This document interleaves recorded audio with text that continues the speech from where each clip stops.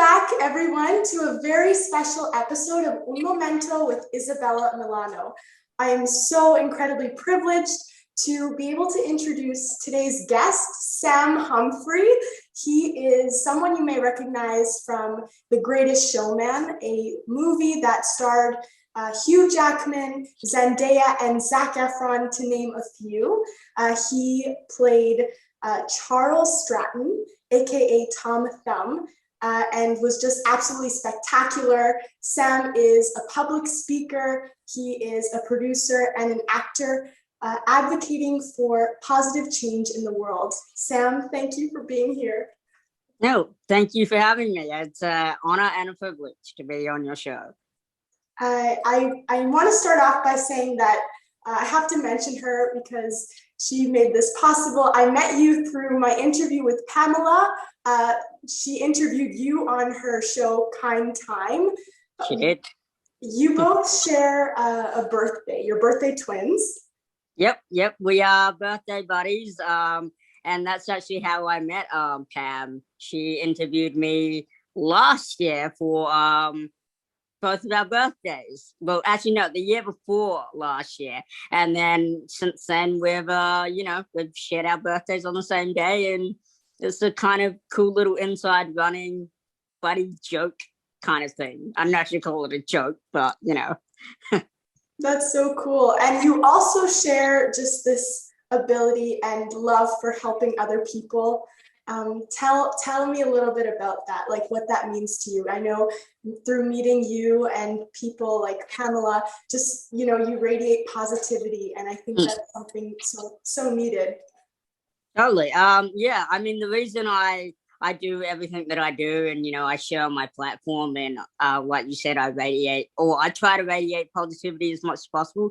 It's just because one, there's a lot of negativity already in the world. And I've said this many times that it's easier to be positive than it is to be negative. Like, I feel like it takes a little bit more effort to spread negativity than just be happy. And with the challenges and everything that I've gone through in my own life and my own personal experiences, I find that being positive and, having an attitude of gratitude really can help to change your mindset and give you a positive outlook on life and help you to remember that, life is about helping other people and trying to empower them rather than, bringing them down or spreading negativity. So that's what I try to do. Exactly. That's such a great message. And it's true. It helps you too when you have positivity. I feel like you get that energy through helping other people as well. Sure. I know there is a time difference between us, and I know I did get confused at first when we were meeting. So you were born in New Zealand, grew up in Australia, and you're talking to me from Los Angeles. Yes, I am. Wow, that's so cool. Moved around a lot. Yeah. Tell me a little bit about that experience with moving to all those beautiful places. Yeah. So I was born in Auckland, New Zealand. Almost 1 week from now, 27 years ago. And so we moved around New Zealand quite a bit. So I moved from Auckland to New Plymouth, to Stratford, back to New Plymouth, then to Wellington, and that was just New Zealand. And then in 2006, my family and we moved to Australia for about 10 years. And then in 2016, I landed the Greatest Showman, and so I temporarily moved to Manhattan, New York, which I believe where you're kind of located. You're in the East Coast. Yeah, so I'm like in Niagara Falls, so right across from. Yeah. Okay.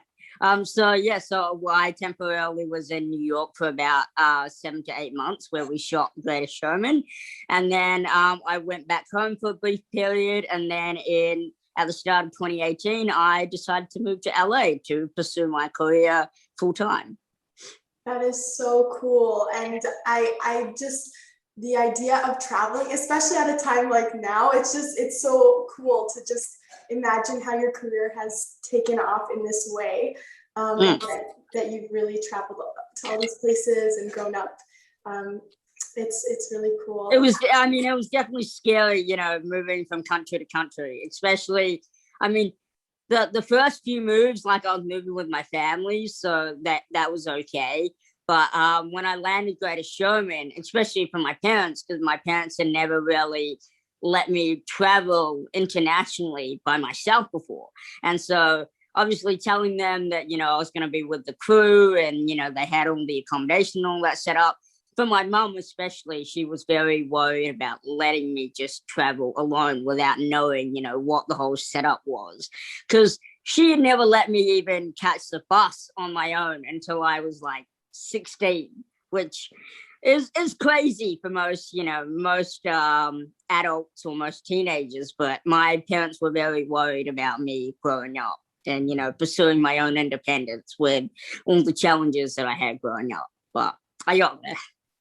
Yeah, it's very inspirational, and it's something that through your experiences that you've been able to share with other people, even just actors in general who are pursuing this job, like the difficulties and the rewarding aspects of it. I know friends who are studying film and who are in the arts, so they'd love to know, what was it like being on set of this 20th century Fox film? Yeah, that was definitely an experience that, I'll keep with me for the rest of my life. And I wouldn't change it for anything.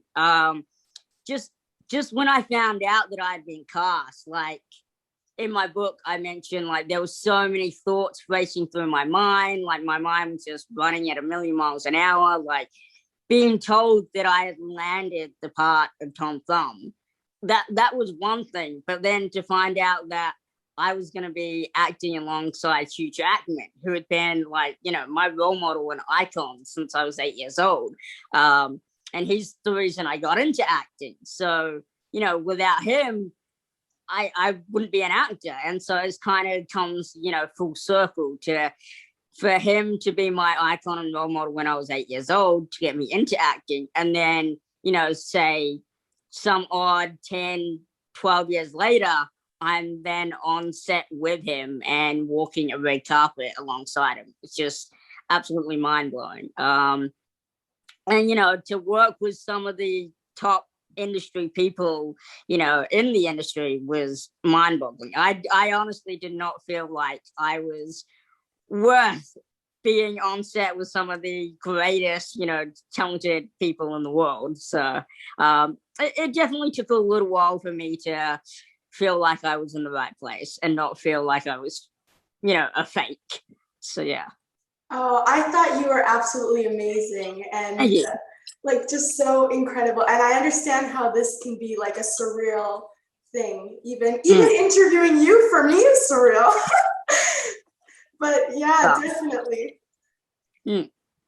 I was just about to add that, like, I think so many people can relate to that experience in different aspects of their lives, and I know that you have spoken in many parts of your work about support systems and the importance of that.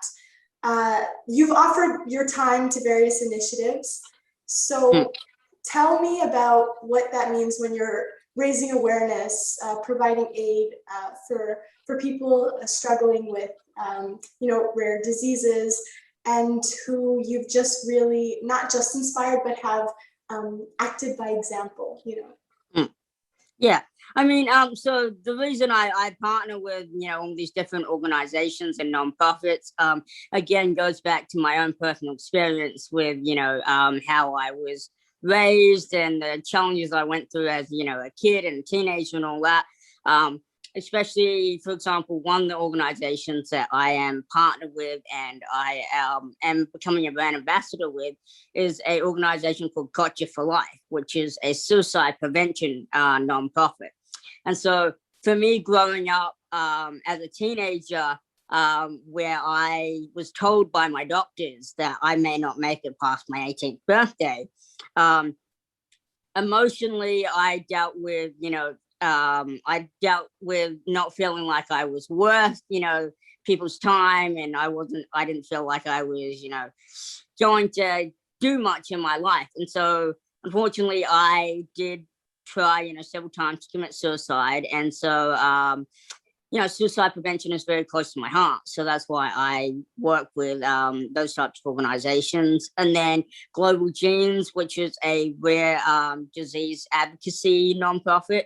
I work with them very closely because, again, when I was age 3, I was diagnosed with a very rare genetic condition called acrodysplasia, which can also be called skeletal dysplasia, which is a more common term for it.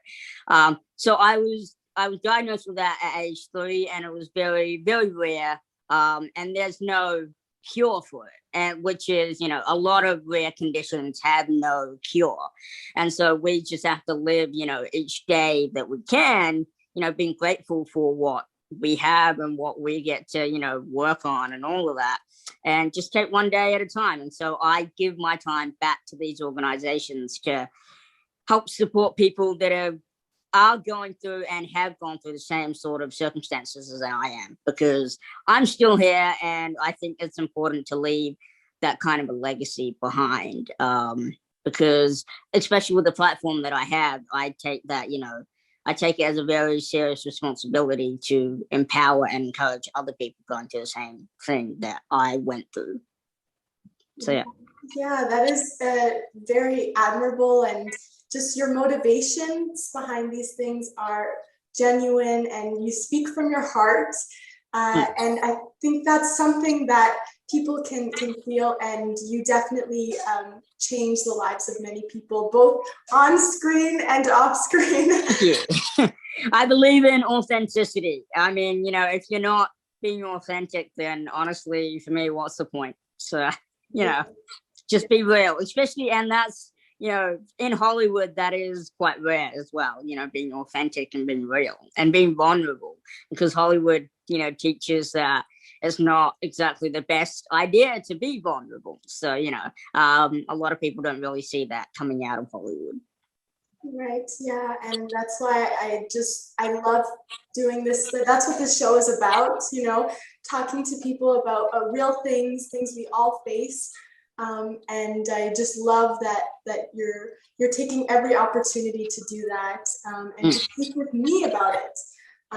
That means a lot, and for the viewers as well. Sam, I understand you've spoken about this, like your birthday is around the corner. Yep, 1 week. 1 week. Okay, that's really cool. And so here at Momento, I mean, we are a family. You've joined this family here on this interview series. Woo! I know. And my family back home, who have been supporters from the beginning, watched The Greatest Showman in Spanish in Colombia. Oh, okay. There you go. They found a lot of comfort in it, especially during, the lockdowns. And so whenever it's someone's birthday, even around the corner, we always sing it in Spanish. Oh, okay. So if you'd like this little early birthday present, if I can sing to you in Spanish, happy birthday. That would be amazing. I'd love that. Amazing. Okay, well, I'll count us in. You can listen to it. 1, 2, 3. Cumpleaños feliz, te deseamos a ti. Cumpleaños Sam Humphrey. Cumpleaños feliz. Woo! Happy birthday. Wow, thank you so much. That was incredible. Wow. I feel so privileged. Oh, it's all mine. The privilege is all mine. What are some of your upcoming projects and goals? Because I'd really love to share with everyone so they can keep following you. I know you have your Instagram page. Let us know. Yeah.